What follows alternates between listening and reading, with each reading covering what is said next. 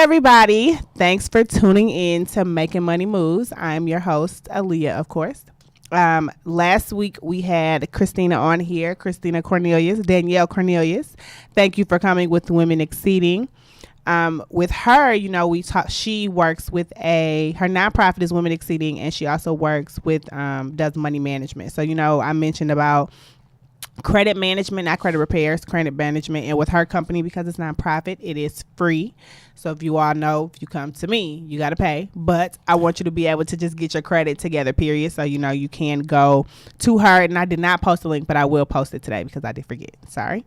But we also, the tips from last week, we talked about networking. She talked about networking and following up, which is very important that you do that. It is one of those things that when you meet people and you get to know these people and people are willing to help, or people, you never know who has what you need, that she might or somebody else might have the information to get you to somebody else. So one thing you should always do, even if you're not really good at it, even just to shoot someone an email, say, hey, it was nice meeting you. This is what was discussed. Maybe we can sit down and have lunch one day, send a follow up to that eventually, just to kind of keep these connects to see, if they know somebody with some information that you need. Okay. So we also talked about knowing your worth. So I mentioned knowing your worth last week, telling you that I know people, when you start your business, you don't always charge what you think you should charge because you're just getting started, or because you feel like people aren't going to pay for it. But what we do know about the world that we live in is people do pay for what they want, regardless if it's somebody you know or somebody you don't. People always pass along.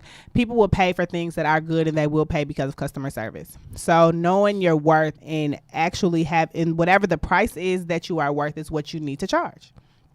Plain and simple. I had to learn that I put in too many hours in school, or put in too many hours getting certifications with experience, not to charge what I need to charge when it comes to what I'm worth. So that is what we gave you last week, is knowing your worth. So hopefully you all took that away with having, for your business or for anything that you are doing in life, that you know what you're worth and you don't take anything less.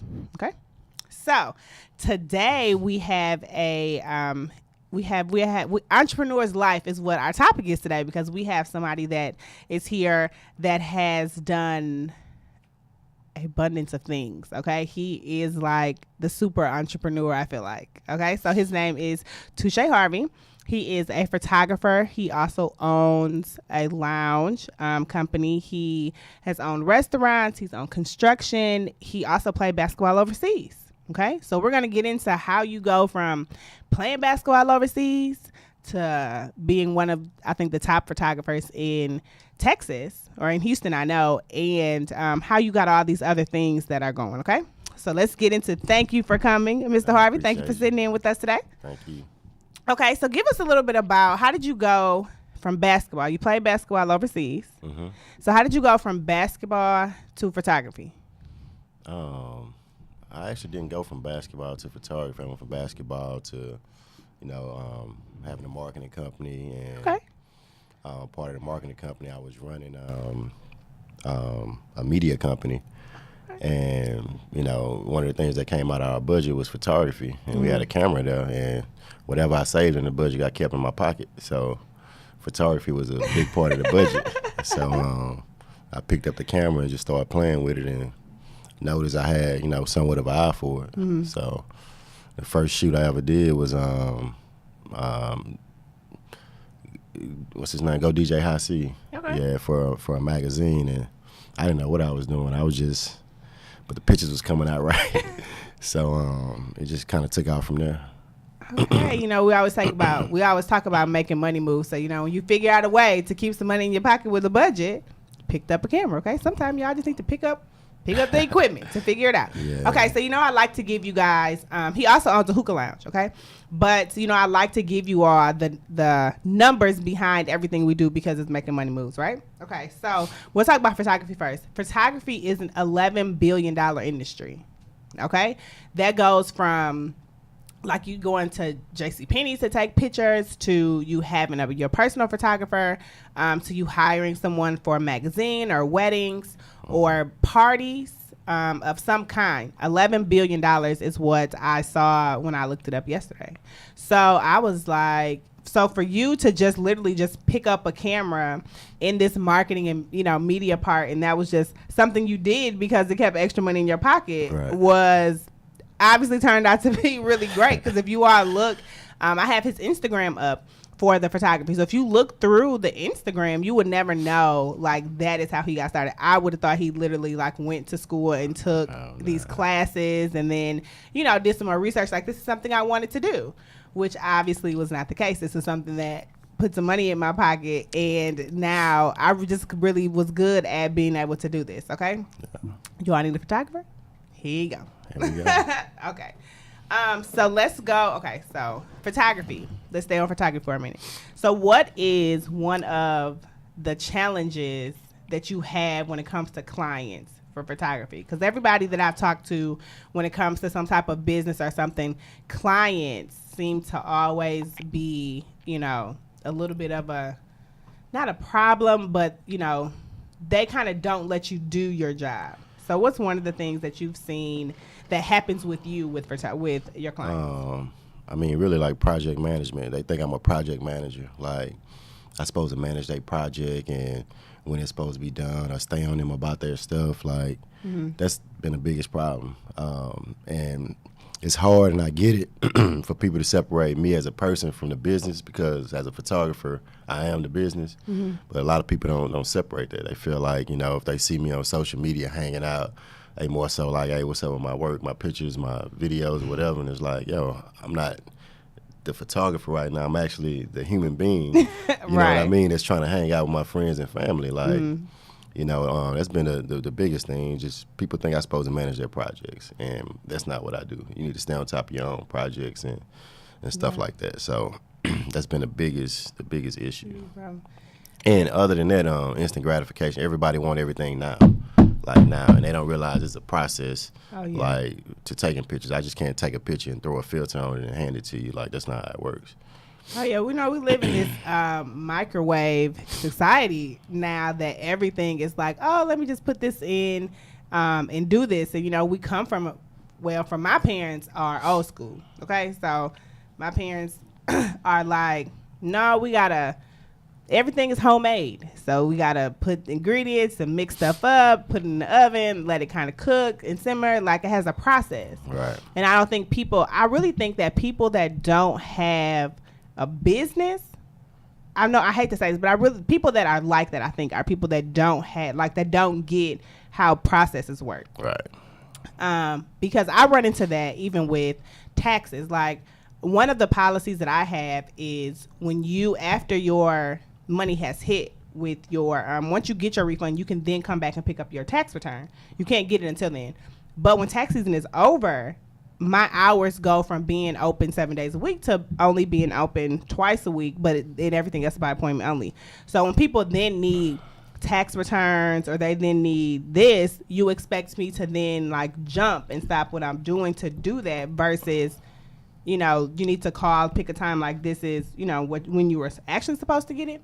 So that's been a problem that I've seen, which is still management from the client, which, you know, I really don't have anything to do with.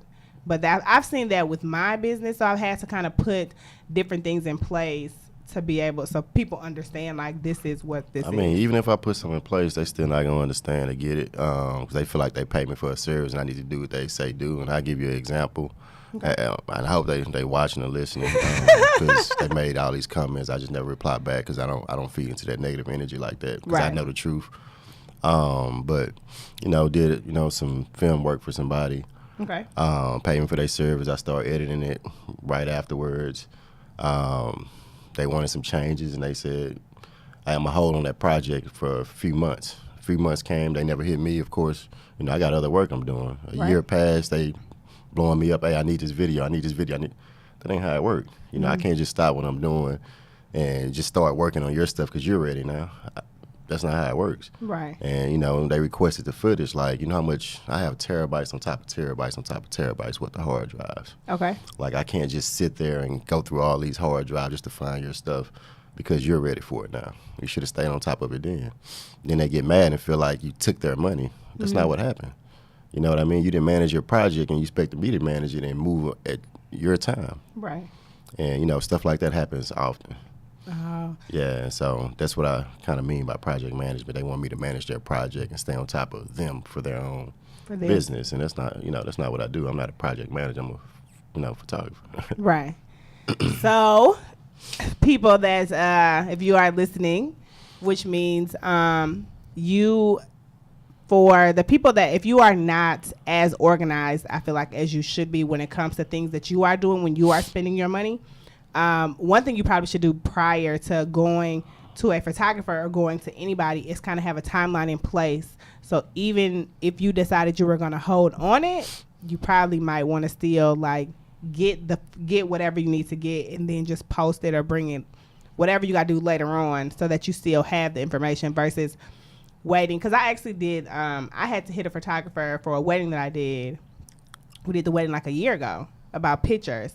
Then now she had to like go back and really try to search and find, you know, this stuff for what I needed, which if I would have just literally got the stuff when I needed it at the time, it would have been so much easier, but I wasn't thinking about it. It wasn't a hassle. You know what I mean? I didn't just, you know, it ended up working out, but I definitely understand. Because people don't realize we spend a lot of money on hard drives. You know what I mean? Like they don't really get that. And you know, they just think we supposed to have everything just on demand. Like I actually, when I finish with a hard drive, there's nothing I need, I put it in storage. Like, you know, maybe I need to label it better or something like that. But I just put it up because, you know, after 6 months, nobody's asking me for their for pictures anymore. Okay. So also, I know that throughout the year, he also has like specials. If you ever, when I first did a shoot with him, literally, I think everybody I needed at that time had a special. I don't think I posted these pictures, but everybody had a special. He had a special for his pictures. The makeup artist, she had a special for hers. My hairdresser ended up having a special with her. Everybody had a special this one particular day that I did all these things this day. It was so great, guys, because you know how frugal I am, so it actually worked out very well. But if you are in Houston and you need a photographer, he also does video. So he does like he's done some reality shows, like producing for reality shows. I know that's been in Houston that they have shown, and he does a lot when it comes to photography. Like he does, and he's really good and passionate about what he does. Okay, so that's one. So let's get into the second job. Okay, so he owns a hookah lounge. It's called XO Hookah in internet. Yeah.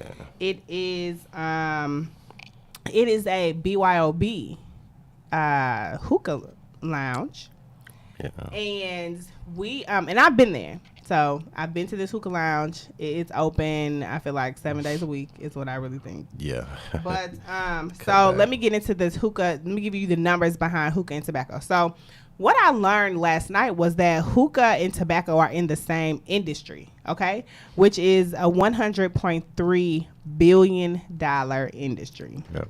Which I never really realized that they were with each other. Like, I guess I really never, you know, I just never really knew what hookah was, I guess. Like, I've done it a couple times, but I've never realized, like, what it really was. I just kind of, you know, I just was like, oh, okay, cool. You know what I'm saying? It's not really a big deal. But when I got to looking into it yesterday, I was kind of like, you know, it's in the same category with, like, cigarettes. I was just like, oh, man, like, what am I doing to my body, Jesus? But anyway. So, but it is, I know a lot of people that do hookah, it does relax people. It's a good thing. So, let's talk about this hookah lounge. So, how did the hookah lounge come about? I enjoy hookah. I started smoking hookah when I lived in Israel. They used to make them, make the hookahs, out of glass and melt the glass and put the hoses and all that in it. Oh, man. So, it's just something that's my only vice. I don't really drink or anything like that. So, yeah. I drink. I drink. And hookah is profitable. I mean, to make a bowl of hookah between $2 and $3 just to make, a bowl of hookah. So it's real profitable. Do you see that it's been more beneficial? Not so. Why did you decide not to have alcohol, to serve alcohol while for one, I'm right by the school, U of H and TSU, and there's a lot of students that's 18. Oh, okay, yeah. So to kind of cater them, they can't really drink, and BYOB it gives other people a chance to have a cheap date, I guess. They can come buy a hookah and bring their own bottle and all of that stuff. $50, you got a good vibe, and they can just come hang out. I just want it to be a place where people can come hang out. They ain't got to get all dressed up and fancy, and if it's an off day like a Monday or Tuesday and they just want to go hang out and not spend a bunch of money, they can come there and hang out. Oh man. Oh, that's good. Cheap date. You can take every day of the week. Y'all can go to this hookah lounge with someone different. Okay. Sorry, I want to blow some of y'all spots. They got people that come in there often. Yeah. That is so funny. So I've been there. Okay, so hookah. It seems like hookah just got really popular within the last couple of years. Maybe here in Houston, yeah. Because in LA, when I used to go out there a lot, they had hookah lounges everywhere, and this was in 2005. Okay. And stuff. So it just really got popular here in Houston. Okay. So everybody is. That's what I was thinking. I don't remember. So I've been here almost 10 years now. Ooh. Been here a long time. And I just don't remember, even the first, and I used to go out all the time when I first got here because I was so excited to be in a big city. I had, went from Michigan to Mississippi to Texas. So I was excited I could have stuff to do every day. But I don't remember hookah just being one of those things that was something let's go to a hookah lounge. Let's go do that. It wasn't like that for, first 5 years or so. I want to say that I was here. So I know lately it's been popping up everywhere. It seems like. So hookah is one of those things that it still gives you if you have a buzz, it kind of keeps your buzz. Yeah, it's like smoking a cigar. You know what I mean? It gives you a little buzz. Relaxes you, and I don't know how a cigarette is because I never smoked a cigarette, but it's more like a cigar in my opinion. It kind of relaxes you and give you the little high you want, and then it's different flavors. So a lot of people like the certain flavors and stuff like that. That makes it more enjoyable to smoke the hookahs. And then you got like the ice tips and different things you can add to them to have cold smoke. Put milk in there, flavored water. There's a lot of different things you can do to make the experience. You put milk in hookah? Yeah, instead of water base, you put milk base, and it makes the smoke full, like big thick clouds. Oh man. Yeah. What if you got problems with milk though? What if you if you lactose intolerant, you might happen put some 2% or some almond milk in there? Oh my gosh. I just be like, yeah, some 2% or some almond milk. They gonna blow your spot up, Lord. I'll be like, oh. Yeah. Okay. So what so you also, I know you also used to own you were co-owner of a restaurant. Right. So do you think that you will add food to the hookah spot? Not that spot, thinking about opening up another location and then having food there. But that spot, I want to keep it like it is. You know what I mean? I thought about, having food, but it's just a whole nother beast, dealing with food. Yeah. Can you bring in food or have food delivered there? Yeah. A lot of people do Uber Eats. We actually have a little restaurant next door. Also, food truck is going to start being there as well too. We had one this past weekend, and that was that actually, was a good look. Yeah, it worked out very well for us and the food place because people didn't have to leave. Some people get up, I'm hungry, we got to go, let's go get something to eat, versus food is already there that'll make them stay there longer and spend more money. So that food truck come out and makes people stay longer. Oh, that's good. Always, I like to eat, so. I am kind of greedy. I know I don't look, well, I might look like an owl, but I do like to eat, okay? So, so we got hookah, we have photography. You were the co-owner of a restaurant. You also do, and then you play basketball overseas. You just had this. It's probably some stuff that I'm missing that he does. Yeah, I mean, I just, from. So what was it that got you like, I don't want to work for anybody else? Because so a lot of people that know you, they know you play basketball. They know that, you own these things. So how did it come for you to be the owner of all these things, and how do you manage basically being the CEO of all these companies? Like, what was it that was like, oh, I don't want to work for anybody else, like I'm gonna work for myself? I just feel like, why, put money in other people's pocket, like put all the money in my pocket. Like, even from when I was in college, like I got a tattoo on my arm. It's like half basketball, half business, man. Like, from long as I can remember, I always felt like I just had to work for myself and build something for myself and for my family, and not go work for somebody else and build something for them and their families. And I just like seeing nothing turn into something. Like, if I can build something from scratch and, make it into something, like, that's gratifying to me, versus going to build something for somebody else. And, that's just really always been my mindset, like, do for me. You know what I mean? Do for me. Okay, that makes sense. Not to, these 40 hours a week that we put in for these other people to build their empire. If you turn those same 40, and put that into working for yourself, you probably would come out so much better. It might be more like 80 for yourself. Yes, yeah. I was going to say that. It is definitely, we definitely work more than 40 hours a week. Okay, you definitely work more than 12 hours a day. Who these days, Lord. Okay, but anyway, so I know we are getting close to the end of the show. Already? Yes, so this starts only to give you 30 minutes in and out, like Insecure. It gives you a little taste, and then you got to come back next week. So give us a tip. So you can give us a financial tip from what you've learned. You can give us a tip for one of the businesses that you have. Just give us a financial tip. A tip. Save. Be frugal and save. Only spend when necessary. Because a lot of people see the money and they get to blowing the money, thinking the money is gonna keep coming forever. And in every business, you got downtime, especially like photography. Summertime is downtime because most people spending money on traveling. Save. If you don't have to spend it, don't spend it. That's the biggest thing. A lot of people, see all this money coming in and they just blowing it as it come in, and then when that downtime come, there's no cushion. You know what I mean? You're looking around trying to figure out what's going on, and then now you're mad at your business and think it's failing when it's actually you that's causing it to fail. From not saving and putting money in the right places. Saving, which is funny that you mentioned that. I just sat down the other day with someone and we did their budget. This is recently, and I put them on a $100 a week budget is what they're on. No card. Only time you can use your card is for gas. Like, there's no card. You have $100 in cash, and that's all you have.